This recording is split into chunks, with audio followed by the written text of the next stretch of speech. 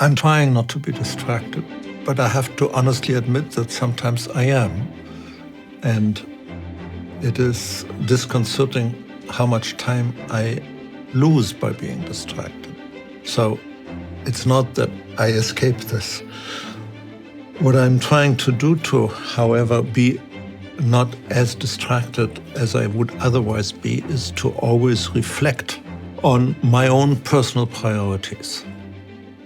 So the reflection involves the question, what do I value?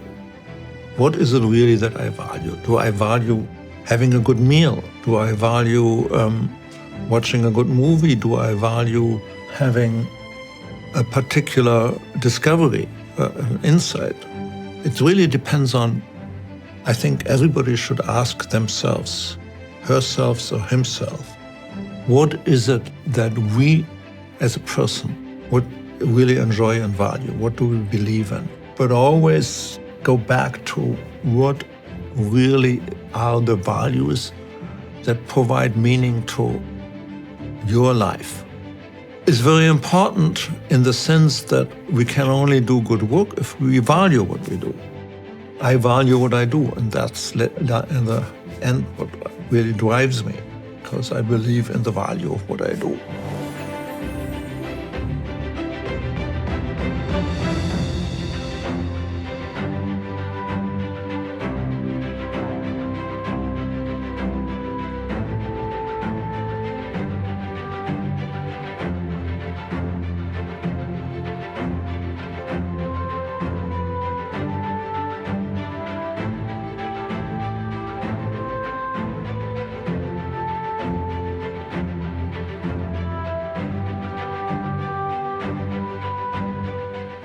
I'm honored to invite Professor Shudo come to the stage.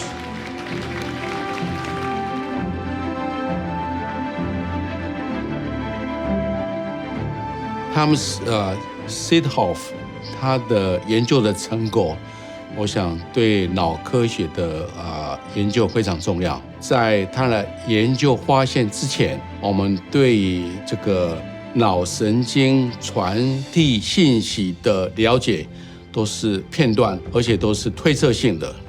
那常常发现以后，我们从一个推测的一个机制到一个理解的机制，所以对于我们后续目前我们所面对像这个失智症帕金森的疾病、精神分裂症，我想奠定很重要的科学研究的基础。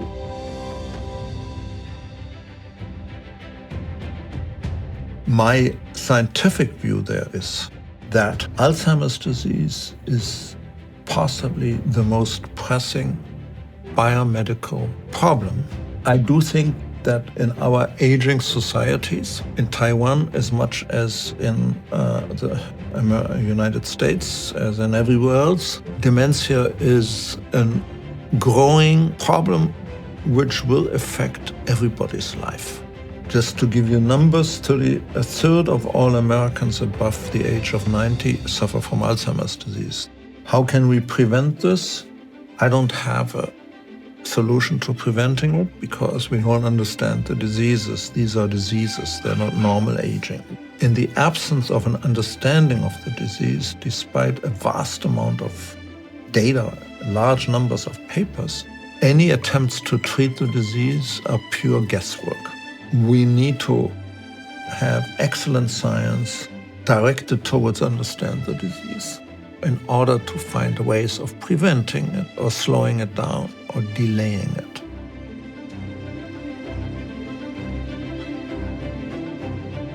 There are a lot of things one can do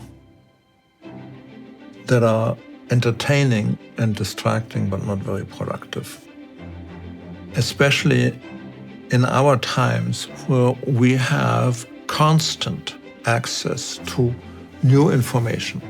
This is actually bad because we as humans, our brains are wired to give preference to novelty. As humans, we always want novel things. And the constant distractions we are invited to participate in from our cell phones, emails, whatever, TikTok, whatever, they're always novel. Okay, so this is just continuous stream of novelty. I try to resist that as much as I can by making myself aware of it again and again.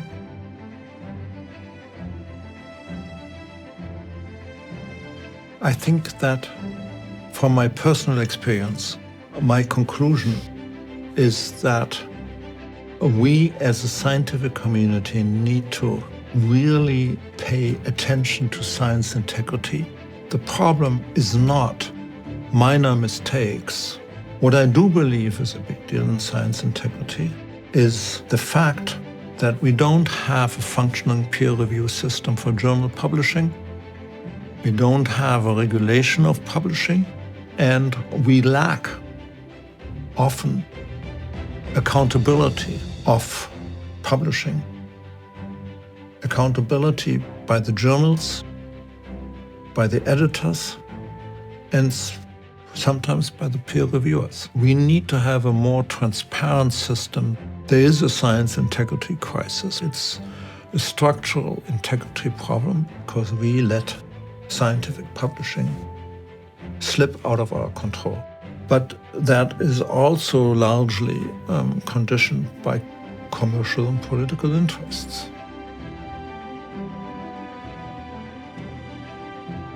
Scientifically, the most difficult decisions are always the decisions on what not to work on. The resources are always limited. So you constantly need to make a decision of what not to do, not only what to do. Career-wise, I suppose the hardest decision to make for me was to move institutions. So I moved from Germany to Texas. That was not an easy decision. I moved from Texas to Stanford, which was also not an easy decision because the resources in Texas were much bigger. There's lots of money. But the scientific environment was much worse. Yeah, and so I think that was professionally a very difficult decision. I think I made the right decision, but one will never know. So there is no rational way of making a decision like this. Like in personal life, at some point you just have to follow your intuition, your gut feeling, because there is no objective way. There's no way this is better, this is worse. Yeah. You have to basically follow your gut feeling, and whenever you follow your gut feeling, I'm sure you have made the same experience in your life, you're never sure.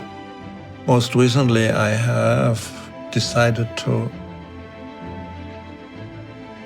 put more emphasis on studying Alzheimer's disease. That is not the disease itself, but the most fundamental processes underlying the disease, because I feel that it is a very important challenge we face. Those is risky. I would encourage everybody, not only scientists, to embrace change, even though it's risky.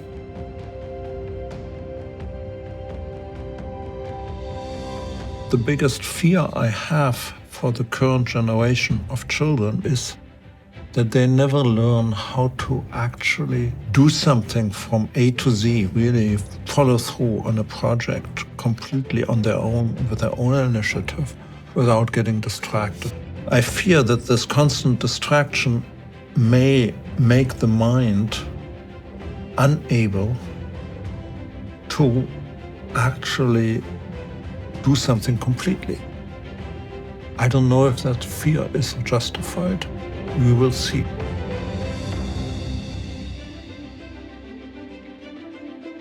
对我们很多学生来讲，就是因为我们可能一辈子可能大概很难得都可以见到一次诺贝尔奖得主，而这个过程里面，事实上是学生不只可以学到这个领域最顶尖的一些重要的贡献，然后也可以学习这诺贝尔奖得主这个追求学问的态度，所以这都是对我们学生都是一个典范学习，而且我们可以接轨国际跟这个国际上最有名的研究者跟研究成果来互动，